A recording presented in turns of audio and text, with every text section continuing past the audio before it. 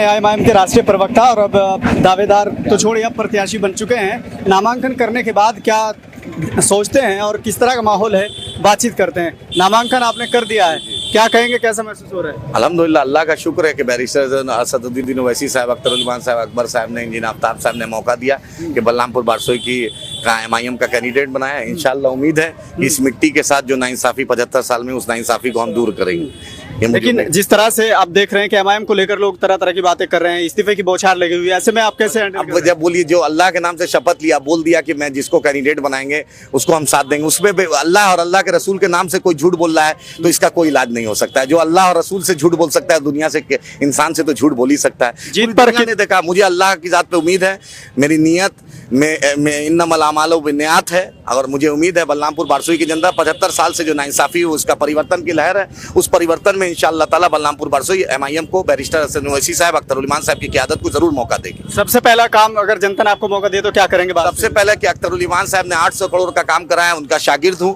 और मुझे उम्मीद है कि 1000 करोड़ से कम का काम बलरामपुर बारसोई में 5 साल में नहीं, उससे कम नहीं कराऊंगा इंशाअल्लाह। कितने हजार वोटों से जीतने की उम्मीद? ये तो जनता की अदालत में जाएंगे।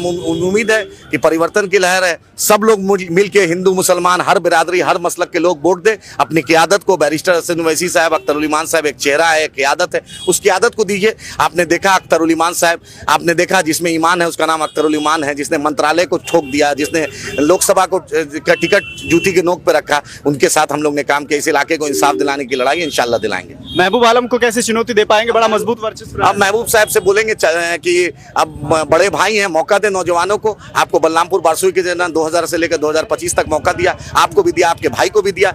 आपके जो हम साथी हैं वो आज नाती पोता खिला रहे हैं, बाल आप अच्छा खूबसूरत रंगाए हैं, अच्छी बात है, मौका दे छोटे भाई को। इंशाल्लाह ताला आपको गुरुजी बना के, शिबू सोरेन जी की तरह गुरुजी बना के रखेंगे। बलरामपुर बारसोई में हम लोग को मौका दे, हम लोग काम करेंगे, आप सरपरस्ती दीजिएगा। लेकिन बलरामपुर बारसोई की जनता ने ठान लिया परिवर्तन। इस बार आप उसे मुद्दमाना गुजारिश है कि आप इस बार नौजवानों को मौका दे, मुझे मौका दे, एमआईएम को मौका दे। इंशाल्लाह ताला इस क़यादत को मौका दे, जरूर इस इलाके का इंसाफ होगा। ठीक।